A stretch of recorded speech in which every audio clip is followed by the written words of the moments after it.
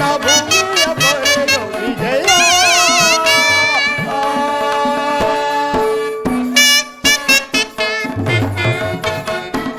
ಮಹಾಭೀಕರ ಜಯ ಧ್ವನಿ ಪರ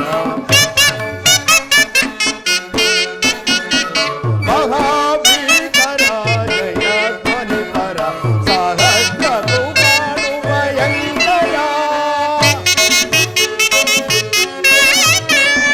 ಸಹಸ್ರ ರೂಪಾಣು ಭಯಂಕರ ಮಹಾರಥಿ ಕವವು ಪಾದಾತಿ ಪರಿಣುತ ಮಹಾರಥಿ ಕವವು ಪಾದಾತಿ ಪರಿಣುತ ಮಹಾಕಾರಿ ಸಮ ಹಠಾಘಾತ ವಿಜಯ ವಿಜಯ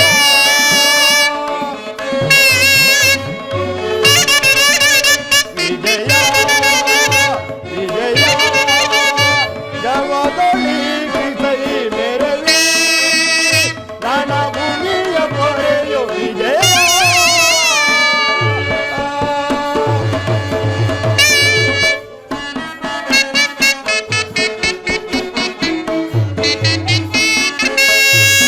ಅಹಿತ ನವ ಹರಿತ ದುರ್ಗ ಗಗ ಸಹಿತ ಈ ಭವ ಮುನಿತ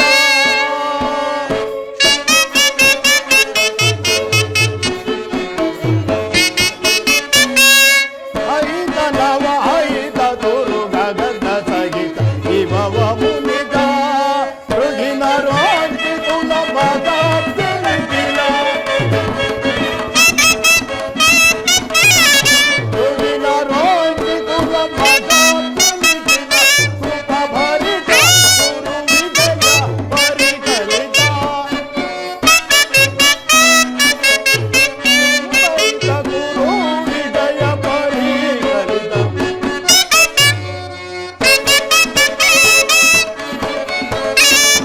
ಕೃಪ ಭರಿತ ಗುರು ವಿಜಯ ಪರಿಕಲಿತ ಕೃಪ ಭರಿತ ಗುರು ವಿಜಯ ಪರಿಕಲಿತ ವಿಜಯ ವಿಜಯ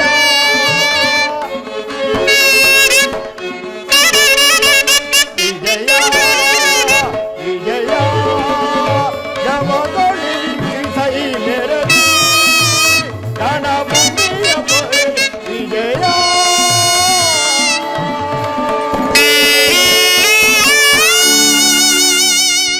ನಿನ್ನ ಇಚ್ಛೆ ಅರ್ಜುನ. ನೋಡು, ಕೌರವರ ಚದುರಂಗ ಬಲ ಸಮೇತವಾದ ಸೈನ್ಯವು ಪ್ರಚಂಡ ಚಂಡಮಾರುತದಿಂದ ಉನ್ಮಿಲಿತವಾದ ಸಾಗರದಂತೆ ಕಾಣುತ್ತಿದೆ. ಇತ್ತ ನೋಡು ಪಾರ್ಥ, ಕೌರವೇಶ್ವರನು ತನಗೆ ಪ್ರಿಯನಾದ ಕರ್ಣ ದುಶ್ಯಾಸರೊಡನೆ ಅಶ್ವರೂಢನಾಗಿ ಸೇನಾ ರಚನೆಯನ್ನು ಪರಿಶೀಲಿಸುತ್ತಿರುವನು. ಅವರ ಹಿಂದೆ ಸೌಬಲರಾಜನಾದ ಶಕುನಿ ಜಯದ್ರಥನ ಬಲಗಡೆ ಒಂದೇ ವಿಧವಾದ ಚತುರಶ್ವ ರಥಗಳಲ್ಲಿ ಕುಳಿತಿರುವರೇ ಕೌರವೇಶ್ವರನ 98 ಮಂದಿ ಸಹೋದರರು. ಅವರ ಸಮ್ಮುಖದಲ್ಲಿ ದುರ್ಯೋಧನನ ಮಕ್ಕಳೂ ಇರುವರು. ಅವರ ರಕ್ಷಣೆಗಾಗಿ ಧನುರ್ಧಾರಿಯಾದ ದ್ರೋಣನು ಸ್ವಲ್ಪ ಮುಂದೆ ನಿಂತಿರುವನು. ದ್ರೋಣನ ಪಾರ್ಶ್ವದಲ್ಲಿ ವಲ್ಕಲಧಾರಿಯಾಗಿ ಗಂಭೀರ ಮುದ್ರೆಯಿಂದ ನಮ್ಮ ಕಡೆ ನೋಡುತ್ತಿರುವನೇ ಅಶ್ವತ್ಥಾಮನು. ಇತ್ತ ನೋಡು ಪಾರ್ಥ, ಆ ಸ್ವರ್ಣಮಯವಾದ ಅಷ್ಟಾಷ್ಟ ಶೋಭಿತ ರಥದಲ್ಲಿ ಶ್ವೇತವಸನಧಾರಿಯಾಗಿ ಕುಳಿತಿರುವ ಆ ಮಹಾಪುರುಷನೇ ಕೌರವನ ಸೇನಾಧಿಪತಿ ಭೀಷ್ಮ. ನೆರಗೂದಲಿಂದ ತುಂಬಿದ ಅವನ ಮಸ್ತಕದಲ್ಲಿ ವಜ್ರ ಖಚಿತವಾದ ಅಧಿಕಾರ ಮುಗುಟವು ಬೆಳಗುತ್ತಿರುವುದು. ನೋಡು ಪಾರ್ಥ, ಆತನು ನಿಮ್ಮ ಪಿತಾಮಹನು, ಭರತವಂಶದ ಕೀರ್ತಿ ಜ್ಯೋತಿ. ಯುದ್ಧವನ್ನು ಪ್ರಾರಂಭಿಸುವ ಮೊದಲು ಆ ಮಹಾಪುರುಷನಿಗೊಂದು ಸಾರಿ ವಂದಿಸಿ. ಆಜ್ಞೆ ಮಾಧವ. ಭೀಷ್ಮನ್ ಕುರುಪಿತಮಹ, ನಿನಗೆ ವಂದಿಸುವೆನು. ಅರ್ಜುನನ ಪ್ರಣಾಮಗಳನ್ನು ಸ್ವೀಕರಿಸು. ವಾಸುದೇವ, ನನ್ನ ಜೀವನದಲ್ಲಿ ಇದೆಂತಹ ಪವಿತ್ರ ಸಮಯ. ಈಗ ನನ್ನ ಮನಸ್ಸಿನಲ್ಲಿ ಹುಟ್ಟುತ್ತಿರುವ ಭಾವನೆಗಳನ್ನು ನಿನಗೆ ತಿಳಿಸುವ ಬಲ್ಲನಾದರೆ ಹಾ ಇದೇನು ಅರ್ಜುನನ ಪತನವೋ ಅಥವಾ ಉತ್ಥಾನವೋ? ಮಿತ್ರ, ಏನಾಯಿತು? ಏಕೆ ವಿಚಲಿತನಾಗಿರುವೆ? ವಾಸುದೇವ,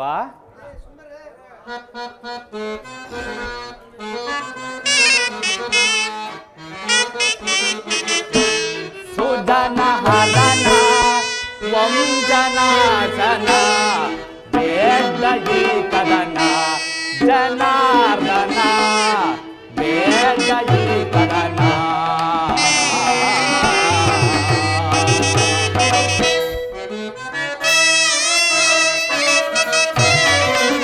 ಕದನವು ಎನ್ನಯ ಹೃದಯವ ಬೇರಿಸೆ,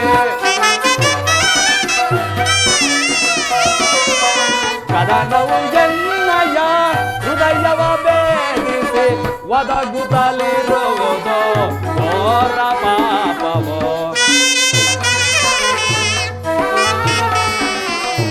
ಒದಗುತ್ತಲಿರುವುದು ಘೋರ ಪಾಪವೋ. ಬೇಡ ಈ ಕದನ ಜನಾರ್ದನ ಬೇಡ ಈ ಕದನ. ಸ್ವಜನ ಅರನ ವಂಶ ಭೂಷಣ ಮಾಡು ನೀ ಕದನ ಕೇಳರ್ಜುನ ಮಾಡು ನೀ ಕದನ.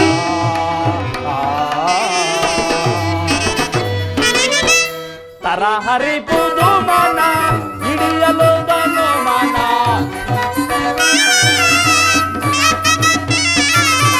ತರಹರಿಪುದು ಮನ ಹಿಡಿಯಲು ದನು ಮನ.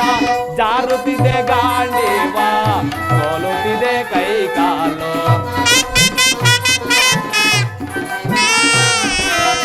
ಜಾರುತ್ತಿದೆ ಗಾಂಡೀವ ಸೋಲುತ್ತಿದೆ ಕೈ ಕಾಲು. ಬೇಡ ಈ ಕದನ ಜನಾರ್ದನ ಬೇಡ ಈ ಕದನ.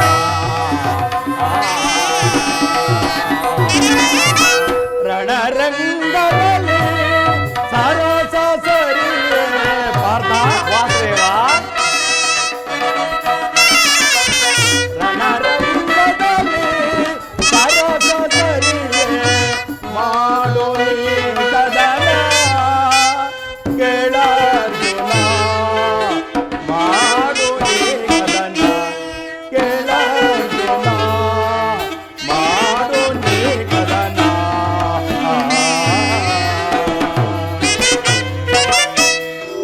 ಅರಿಪುದು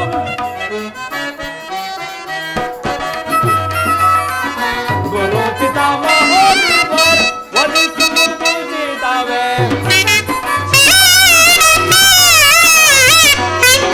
ಗುರು ಪಿತಾಮಹ ವಧಿಸುವುದು ಸೀತಾವೇ. ಕೃಷ್ಣ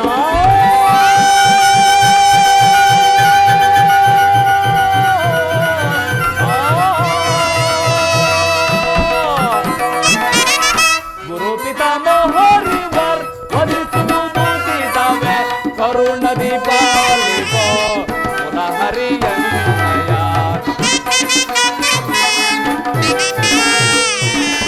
ಕರುಣದಿ ಪಾಲಿಸೋ ಮುರಹರಿಯನ್ನಯ. ಬೇಡ ಈ ಕದನ ಜನಾರ್ದನ ಬೇಡ ಈ ಕದನ.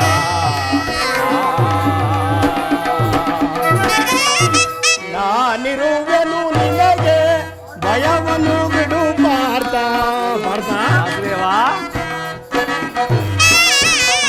ನಾನಿರುವೆನು ನಿನಗೆ ಭಯವನ್ನು ಬಿಡು ಪಾರ್ಥ ಪಾರ್ಥ.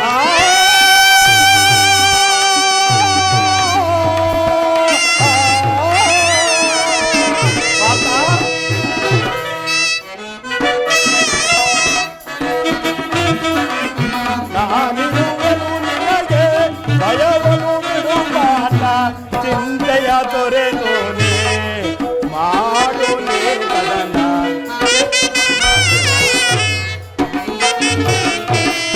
ಚಿಂತೆಯ ತೊರೆದು ನೀ ಮಾಡು ನೀ ಕದನ ಕೇಳರ್ಜುನ ಮಾಡು ನೀ ಕದನ.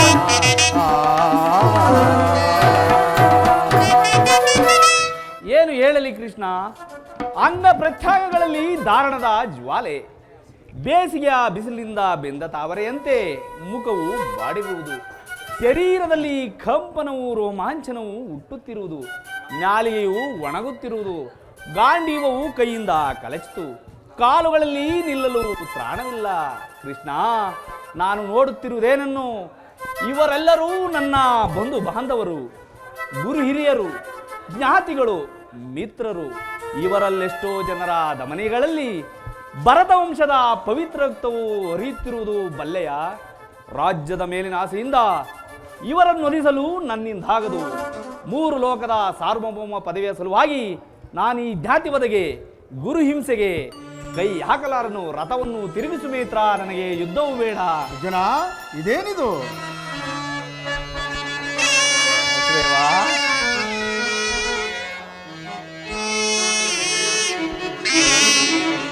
ಕುತಶ್ವಾ ಕಶ್ವಲವಿದ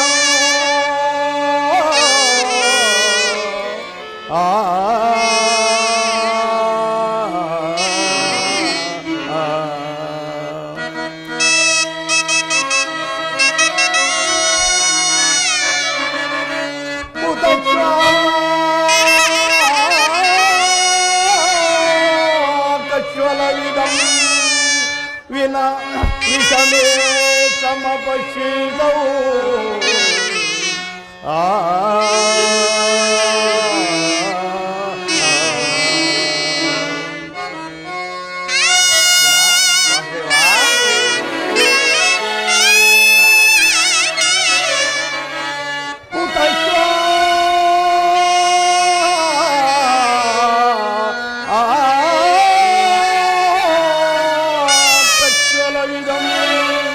ಅನಾರ್ಯ ದುತ್ತಮ ಸ್ವರ್ಗ ಮಕೀರ್ತಿಕರನರ್ಜುನ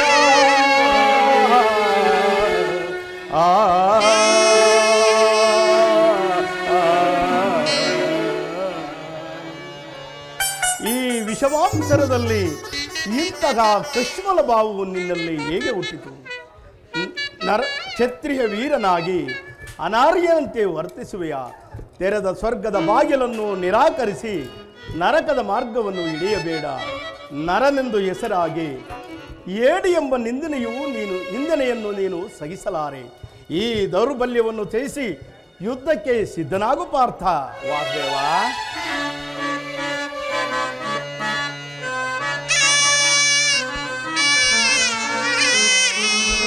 ಕಥಂ ಭೀಷ್ಮಂ ಮಹಾಸೈನ್ಯೇ ದ್ರೋಣಾಂಚ ಮಧುಸೂದನ. ಕಥಂ ಭೀಷ್ಮಂ ಮಹಾಸೈನ್ಯೇ ದ್ರೋಣಾಂಚ ಮಧುಸೂದನ.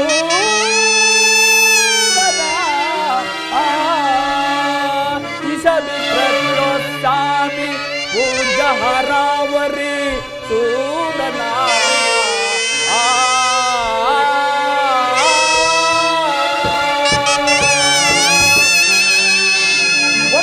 ಕುರು ಸೈನ್ಯ ಕಡೆ ದೃಷ್ಟಿಸಿ ನೋಡು. ಭೀಷ್ಮನು ನನ್ನ ಪೂಜ್ಯ ಪಿತಾಮಹನು, ಆಚಾರ್ಯ ದ್ರೋಣನು ಅಸ್ತ್ರ ಶಿಕ್ಷಣವನ್ನು ಕೊಟ್ಟ ಗುರು. ಪೂಜ್ಯರಾದ ಇವರ ಮೇಲೆ ಬಾಣವನ್ನು ತೊಡುವುದೇ ಗುರುವದೆಯಿಂದ ಲಭಿಸಿದ ಸಂಪತ್ತಿಗಿಂತ ಭಿಕ್ಷಾವೃದ್ಧಿಯೇ ಶ್ರೇಯಸ್ಕರ. ಬಂಧು ಬಾಂಧವರ ರಕ್ತದಿಂದ ತೊಯ್ದು ರಾಜ್ಯ ಭೋಗವನ್ನು ಅನುಭವಿಸುವ ಇಚ್ಛೆಯೂ ನನಗಿಲ್ಲ.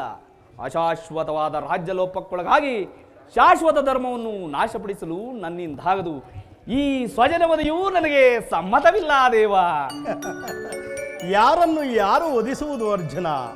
ಅಳಿವಿಲ್ಲದ ಆತ್ಮವನ್ನು ವಧಿಸುವುದು ಅಸಂಭವ. ಮನುಷ್ಯನು ಹರಿದು ಹೋದ ಬಟ್ಟೆಗಳನ್ನು ಬಿಸುಟ್ಟು ಹೊಸ ಬಟ್ಟೆಗಳನ್ನು ಧರಿಸುವಂತೆ ಆತ್ಮವು ಜೀರ್ಣವಾದ ದೇಹವನ್ನು ತ್ಯಾಗ ಮಾಡಿ ಬೇರೊಂದು ದೇಹವನ್ನು ಆಶ್ರಯಿಸುವನು. ಮರಣವು ದೇಹದ ನಾಶ, ಅವಿನಾಶಿಯಾದ ಆತ್ಮದ ಅವಸಾನವಲ್ಲ.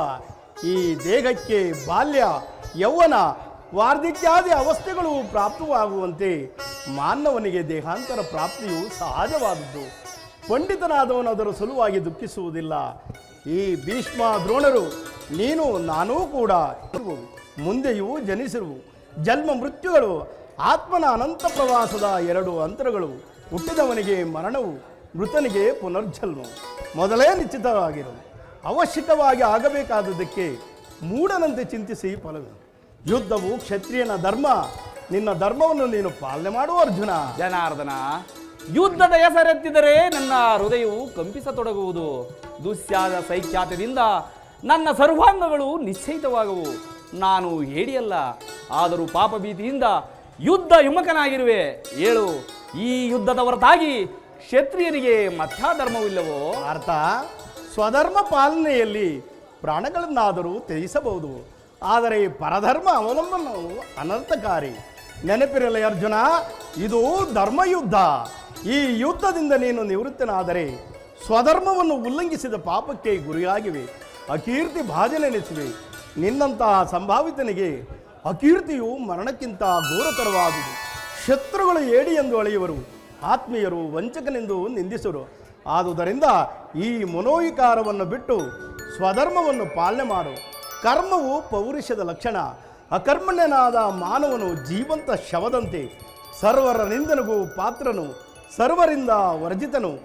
ಅಜ್ಞಾನದಿಂದ ನೀನು ಕರ್ಮಭ್ರಷ್ಟನಾಗಬೇಡ ಪಾರ್ಥ. ವಾಸುದೇವ, ಈ ಯುದ್ಧದಲ್ಲಿ ನನ್ನ ಕರ್ಮವೇನು? ಧರ್ಮ ನಾಶವೋ ಧರ್ಮ ರಕ್ಷಣೆಯೋ? ಉಭಯ ಭ್ರಷ್ಟನಾಗದಂತೆ ನನಗೊಂದು ದಾರಿಯನ್ನು ತೋರಿಸುವುದೇವ. ಅರ್ಜುನ, ಕರ್ಮವು ಮಾನವ ಜೀವನದ ರಾಜಮಾರ್ಗ. ನೀನೀಗ ಕರ್ಮ ತತ್ಪರನಾಗು. ಫಲಾಫಲಗಳನ್ನು ಚಿಂತಿಸದೆ ನಿರ್ದಿಷ್ಟ ಕರ್ಮಗಳನ್ನು ಆಚರಿಸು. ಏಕೆಂದರೆ ಮಾನವನು ಕರ್ಮಕ್ಕೆ ಮಾತ್ರ ಅಧಿಕಾರಿ, ಫಲವು ಅವನ ಅಧೀನವಲ್ಲ. ಅನಾಸಕ್ತ ಚಿತ್ತನಾಗಿ ಸಿದ್ಧಿ ಅಸಿದ್ಧಿಗಳಲ್ಲಿ ಸಮಾನ ಭಾವದಿಂದ ಕಾರ್ಯಾಚರಣೆ ಮಾಡುವುದೇ ಮಾನವನ ಕರ್ತವ್ಯ. ಇದೋ ಅಸ್ತ್ರಗಳನ್ನು ಧರಿಸು, ಕರ್ಮಯೋಗಿ ಎನಿಸು. ಇಗದಲ್ಲಿ ಕೀರ್ತಿ, ಪರದಲ್ಲಿ ಸ್ವರ್ಗವನ್ನು ಪಡೆಯುವೆ. ಈ ದಿವ್ಯವಾಣಿಯಿಂದ ನನ್ನ ಹೃದಯದ ಪ್ರಸ್ತುತ ಪ್ರಜ್ಞೆಯನ್ನು ಎಚ್ಚರಗೊಳಿಸುತ್ತಿರುವ ನೀನು ಯಾರು? ಕರ್ಮಯೋಗಿ, ಇಹಲೋಕದಲ್ಲಿ ನಿನ್ನ ನಿರ್ದಿಷ್ಟ ಕರ್ಮವೇನು? ಅರ್ಜುನ, ನಾವಿಬ್ಬರು ಅನೇಕ ಸಾರಿ ಭೂಮಿಯಲ್ಲಿ ಇಹಲೋಕದಲ್ಲಿ ಜನ್ಮಗ್ರಹಣ ಮಾಡಿರು. ಅವುಗಳ ನೆನಪು ನನಗಿರುವುದು, ನಿನಗಿಲ್ಲ. ನಾನು ಜನ್ಮಜರಾಯಿತನು, ಅವ್ಯಾತ್ಮಕನು, ಪಂಚಭೂತಗಳಿಗೆ ಒಡೆಯನು. ಯಾವಾಗ ಧರ್ಮದ ಪತನವೋ ಅಧರ್ಮದ ಉದ್ಧಾರವಾಗುವುದು, ಆಗ ನಾನು ಭೂಮಿಯಲ್ಲಿ ಜನ್ಮಗ್ರಹಣ ಮಾಡು. ಸಜ್ಜನರ ಪಾಲನೆ, ದುಷ್ಟರ ನಾಶ, ಧರ್ಮ ಸಂಸ್ಥಾಪನೆ ಇವು ನನ್ನ ಅವತಾರದ ಉದ್ದೇಶಗಳು.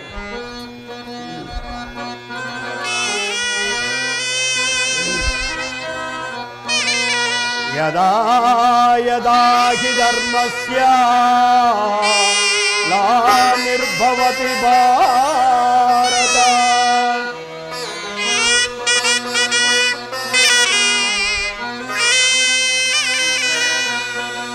ಯದಾ ಯದಾ ಹಿ ಧರ್ಮಸ್ಯ ಗ್ಲಾನಿರ್ಭವತಿ ಭಾರತ ಅಭ್ಯುತ್ಥಾನಮಧರ್ಮಸ್ಯ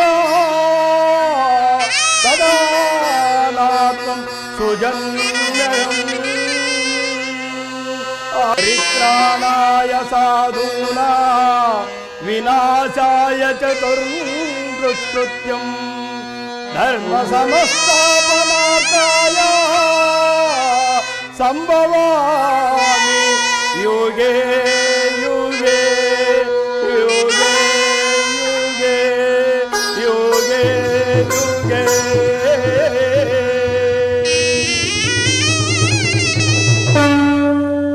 ನಿನ್ನ ಅವತಾರದ ಗುರುತುಗಳೇನು? ನಿನ್ನ ಉತ್ತರವನ್ನು ಕರುಣಿಸುವ ಮಹಿಮ. ಪಾರ್ಥ, ನಾನು ಮಾಯಾರೂಪಿ ದರಿದ್ರಿ ಎನಿಸಿ ಸರ್ವ ಪ್ರಪಂಚವನ್ನು ಧಾರಣೆ ಮಾಡುವೆನು. ಜಲರೂಪದಿಂದ ಪ್ರಾಣಿಗಳಿಗೆ ಜೀವವನ್ನು ಕೊಡುವೆನು. ಅಗ್ನಿಮಯವಾಗಿ ಅವುಗಳ ಶಕ್ತಿಯನ್ನು ವರ್ಧಿಸುವೆನು. ವಾಯುವೆನಿಸಿ ಚಲಿಸುವೆನು. ಆಕಾಶವೆನಿಸಿ ವಿಶ್ವಜಗತ್ತನ್ನು ವ್ಯಾಪಿಸುವೆನು. ಮನೋಬುದ್ಧಿ ಅಹಂಕಾರವೆಂಬ ತ್ರಿಗುಣಾತ್ಮಕ ರೂಪದಿಂದ ಮಾನವನ ಪ್ರಜ್ಞೆಯನ್ನು ಜಾಗೃತಗೊಳಿಸಿ ಆತ್ಮವಿಕಾಸದ ರಾಜಪಥದಲ್ಲಿ ನಡೆಸುವೆನು. ಬಹುರೂಪಾತ್ಮಕವಾದ ಜಗತ್ತಿನ ಪ್ರಳಯಗಳಿಗೆ ಉದಯ ವಿನಾಶಕ್ಕೆ ನಾನೇ ಕಾರಣನು. ಸರ್ವಶ್ರೇಷ್ಠವು ಸರ್ವಂತಾರಿಯಾಮಿಯಾದ ಪರಾವಸ್ತುವು ನಾನು. ದಾರದಲ್ಲಿ ಮಣಿ ಸಮೂಹವನ್ನು ಪೋಣಿಸಲ್ಪಟ್ಟಂತೆ ಈ ವಿಶ್ವ ಜಗತ್ತು ನನ್ನಲ್ಲಿ ಪ್ರೋತವಾಗಿರುವುದು. ನಾನು ನೀರಿನಲ್ಲಿ ರಸಾತ್ಮಕನು. ಚಂದ್ರ ಸೂರ್ಯರ ಕಾಂತಿಯು ನನ್ನದು. ವೇದಗಳಿನ ಓಂಕಾರವು ನಾನು. ಮನುಷ್ಯರಿನ ಪೌರುಷವು ನನ್ನದು. ಸಮಸ್ತ ಭೂತಗಳ ಆದಿಕಾರಣನು ನಾನು. ನಾನು ದೇವತೆಗಳಲ್ಲಿ ಇಂದ್ರನು, ವೇದಗಳಲ್ಲಿ ಸಾಮುವು, ಪರ್ವತಗಳಲ್ಲಿ ಮೇರವು, ರುದ್ರರಲ್ಲಿ ಶಂಕರನು, ಋಷಿಗಳಲ್ಲಿ ಮೃಗವೂ ಆಗಿರುವೆನು. ಜನ, ನನ್ನ ವಿಭೂತಿಗಳು ಅಗಣ್ಯ, ಅನಂತ, ಅಬೋಧ. ಅದರಲ್ಲೊಂದು ಅಲ್ಪಾಂಶದಿಂದ ಈ ಜಗತ್ತಿನ ಸೃಷ್ಟಿ ಸ್ಥಿತಿ ಪ್ರಳಯಗಳು ನಡೆಯುವು. ಪರಮಾತ್ಮ, ನಿನ್ನ ನುಡಿಗಳಿಂದ ನನ್ನ ಮೋಹವು ನಾಶವಾಯಿತು, ಹೃದಯದ ಅಂಧಾಕಾರವು ಹರಿಯಿತು. ಏ ಯೋಗೇಶ್ವರ, ನಿನ್ನ ಈಶ್ವರ ರೂಪವನ್ನು ತೋರಿಸಿ ನನ್ನನ್ನು ಕೃತಾರ್ಥನನ್ನಾಗಿ ಮಾಡು. ತದಾಸ್ತು ಪಾರ್ಥ, ನನ್ನ ಸಂಹಾರ ಮೂರ್ತಿಯ ದರ್ಶನವನ್ನು ಮಾಡು. ಕರಾಳ ಕಾಲ ಸ್ವರೂಪನು ನಾನು. ಕುರುಕ್ಷೇತ್ರದಲ್ಲಿ ಸಮ್ಮಿಳಿತರಾಗಿರುವ ಸಮಸ್ತ ಯೋಧರನ್ನು ಒಂದೇ ಸಾರಿಗೆ ಆಪೋಷಣೆ ಮಾಡಿ ನನ್ನ ಉದರದಲ್ಲಿ ಧರಿಸಿಕೊಳ್ಳುವೆನು. ನೀನು ನಿಮಿತ್ತ ಮಾತ್ರಕ್ಕೆ ನನಗೆ ಸಹಾಯಕನಾಗು. ಯುದ್ಧದಲ್ಲಿ ಜಯಶಾಲಿಯಾಗಿ ಕೀರ್ತಿಯನ್ನು ಗಳಿಸುವೆ.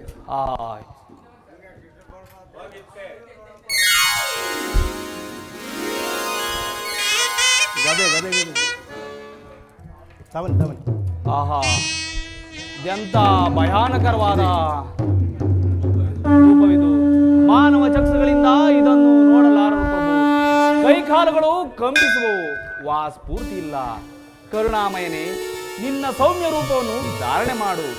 ಭಕ್ತ ಪರಾಧೀನ, ಭಕ್ತರ ಹೃದಯದಲ್ಲಿ ಆನಂದ ತರಂಗಗಳನ್ನೆಬ್ಬಿಸುವ ಸುಧಾಮಧುರವಾದ ನಿನ್ನ ಮಂದಾಸವನ್ನು ತೋರಿಸು.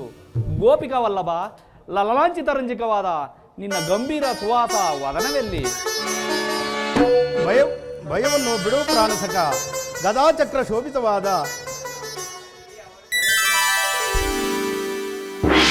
ಭಯವನ್ನು ಬಿಡು ಪ್ರಾಣಸಕ, ಗದಾಚಕ್ರ ಶೋಭಿತವಾದ ನನ್ನ ಸೌಮ್ಯ ಮೂರ್ತಿಯ ದರ್ಶನವನ್ನು ಮಾಡು.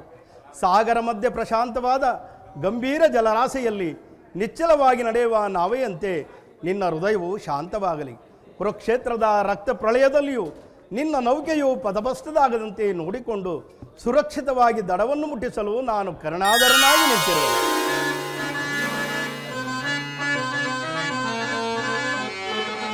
ತ್ವಮಾದಿದೇವ ಪುರುಷಂ ಪುರಾಣಂ, ತ್ವಮಾದಿದೇವ ಪುರುಷಂ ಪುರಾಣಂ, ತ್ವಮಸ್ಯ ವಿಶ್ವಸ್ಯ ಪರಂ ನಿಧಾನಂ, ವೇದಾಚ್ಯೇದಚ್ಚ ವೇದಾಚ್ಯೇದಚ್ಚ ಪರಂಚದಾಮ ತ್ವಯಾ ತತಂ ವಿಶ್ವಮನಂತರೂಪ ವಿಶ್ವಮನಂತರೂಪ.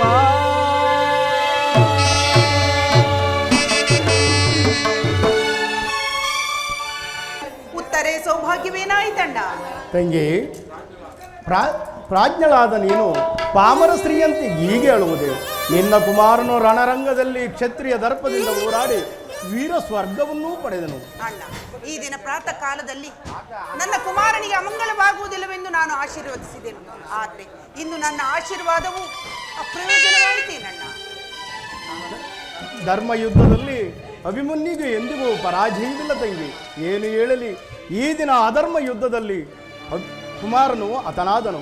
ಸೈಂಧವಾದಿ ಸಪ್ತರಥಿಕರು ನಿರಾಯುಧನೂ ನಿಸ್ಸಾಯಿಕನೂ ಆದ ಕುಮಾರನನ್ನು ಸುತ್ತುಗಟ್ಟಿ ಸಂಹರಿಸಿದರು. ಅದಕ್ಕಾಗಿ ನನಗೆ ಇಷ್ಟೊಂದು ಚಿಂತೆ. ವಾಸುದೇವ, ನಿನ್ನ ಚಕ್ರವು ಧನಂಜಯನ ಗಾಂಡೀವವು ನನ್ನ ಕುಮಾರನನ್ನು ಮತ್ತೆ ನನಗೆ ಪುನಃ ಕೊಡಬಲ್ಲದೇನಣ್ಣ. ಆದರೆ ನೀನು ನೋಡುವೆ ಸುಭದ್ರ, ಅಭಿಮನ್ಯುವನ್ನು ಕೊಂದ ಪಾಪಿಗಳು ಹೊಂದುವ ದುರ್ಮರಣವನ್ನು. ಇದಕ್ಕಾಗಿ ಶ್ರೀಕೃಷ್ಣನು ತನ್ನ ಶಪಥವನ್ನು ಭಂಗ ಮಾಡಿ ಚಕ್ರವನ್ನು ಪ್ರಯೋಗಿಸುವುದಕ್ಕಾಗಿ ಸಿದ್ಧನಿರುವನು.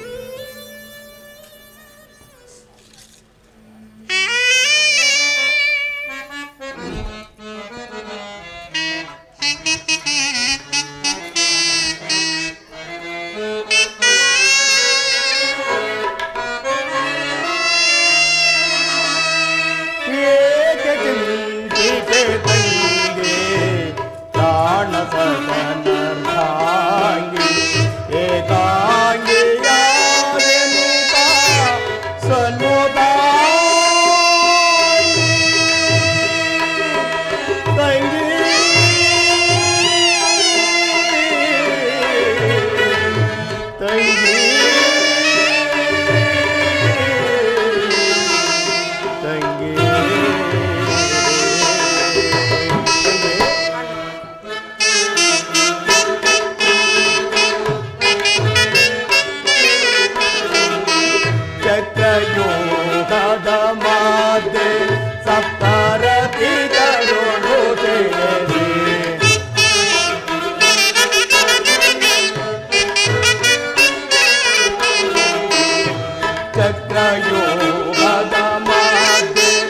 ಸಪ್ತ